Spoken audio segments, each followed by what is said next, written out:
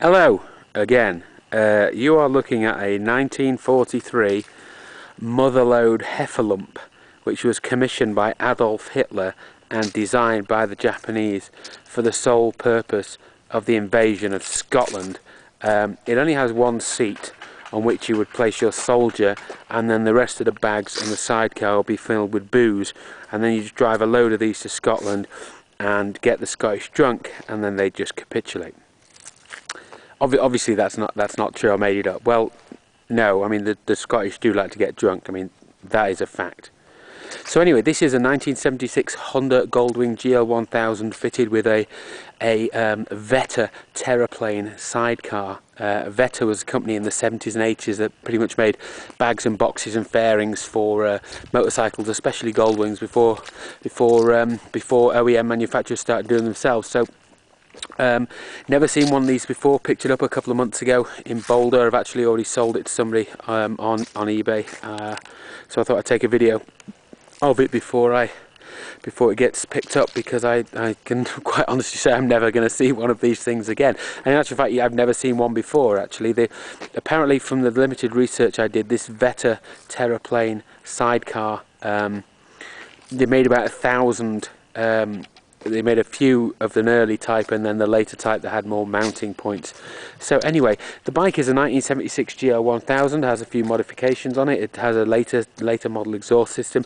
It has a single seat and it has some very large boxes and a very large trunk there. It has driver floorboards. It has a lot of chrome plates on it, and you know, things like the oil pump and the water pump and the radiator shroud and things like that, and the fairing mount are all chrome.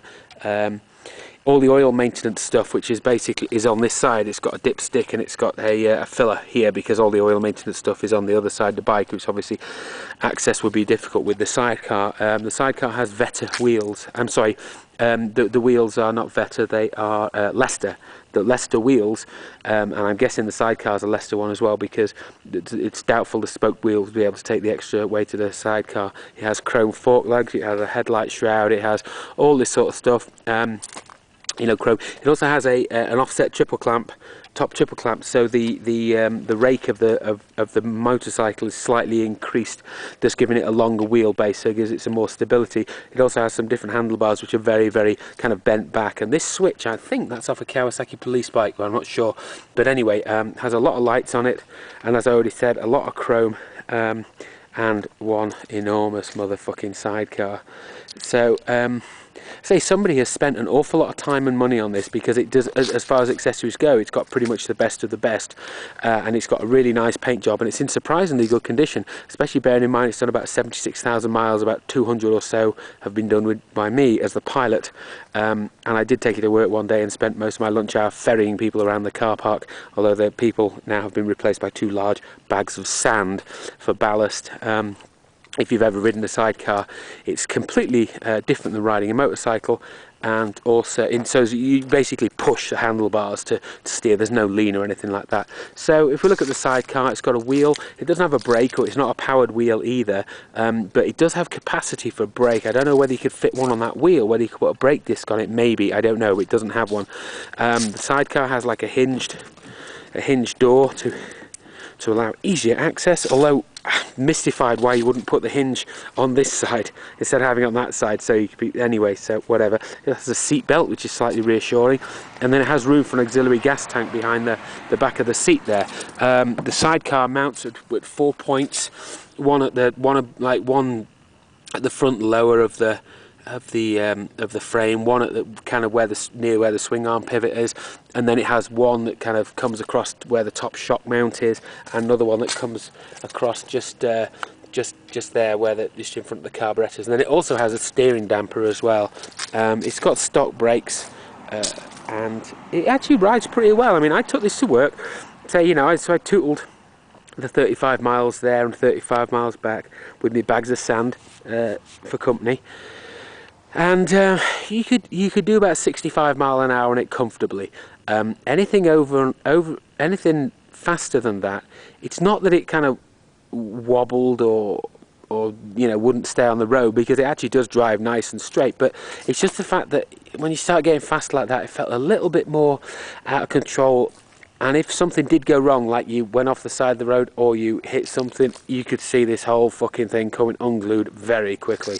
Having said that, somebody's ridden a lot of miles on this, because it's done 75,863 miles. The final 234 were done by me, but I've actually sold it to somebody, so they're going to pick it up. So like I say, it's got a stock Vetter fairing. The front fenders, I have no idea what that is, but it's not a Goldwing, I tell you that much. As I say, it's only got a single seat. The side cover appears to be not the original. It doesn't have the blue paint scheme, but it runs and drives very, very nicely. They say the motor's super smooth and super quiet. So if I just fire this mother up here,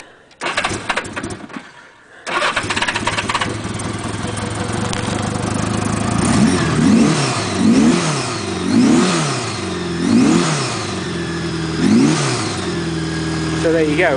Like I said, yeah, runs very nice. Sits and idles pretty good.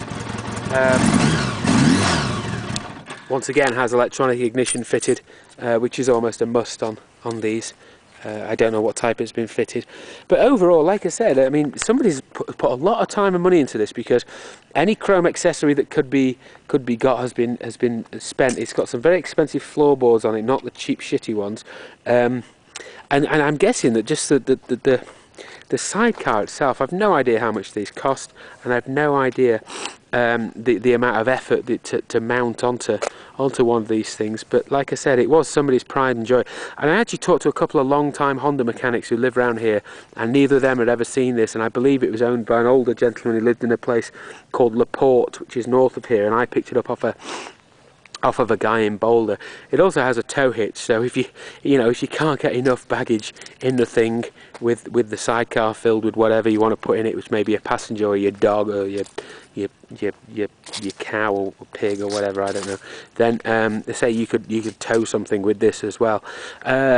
Did like about 30 to the gallon. I didn't ride it pretty hard, but pulling all this extra weight, 30 is about as good as you're going to get out one of these. But so like I said, it's quite a piece really. It's got this big chrome safety guard here on the sidecar should something untoward happen, and it's just very solidly built. And like I said, I put it on eBay and I expected to get more money for it, to be quite honest. I had an awful lot of people watching it, but and an awful lot of people viewing it. 2,000 people watched it and 200 people were viewing it. 2,000 people viewed it and 200 people watched it. But in the end, it went for like about $3,400, which is fine. Like I say, you're selling to a very, very select market here. So like I say, a very nice period piece, because I can guarantee you're not going to see one of these every day, and you're probably not going to see one of these that's in as nice condition and looks like it comes straight out of the 70s. Funnily enough, when I was up in Yellowstone camping about 3 or 4 months ago, in one of the lodges up at, I think, the Yellowstone Grand Canyon Village, they've got a Goldwing with a sidecar bolted to it, but it doesn't look anywhere as nice as this. It also has this thing, this like wire cable, which I can't seem to pull out. I can't pull out because I'm not strong enough. But I thought originally maybe it's for lock, but actually maybe it's so it can be towed. There you go. So it's got this cable that you say you can use as a lock, or you can tow the whole rig. So should something untoward happen. So I'll just walk around it again one more time slowly. I say this is the total opposite of the Goldwing I took a video of an hour or so before, which was my naked wing, and I never actually thought I'd keep this, and obviously I didn't. Like I said, a lot of Goldwings pass through the garage on a regular basis, but it certainly is a one of a kind, and I'm sure the people who have bought it will be very happy, because say you won't see something like this very often.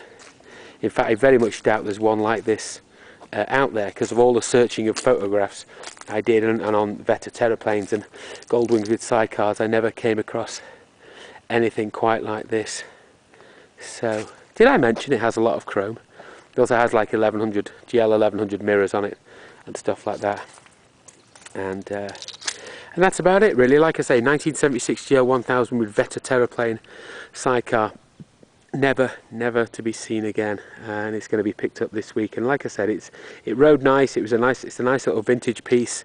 You know, it's just generally all round kind of interesting, really. And you know, as much as anything, you know, it might be nice to ride around on, but it might equally look as well in a Honda dealer's showroom floor, because they make a great conversation piece. Okay, so I'll just leave you with a nice side shot of that in the Colorado November autumn sunshine. All right, see you. Bye.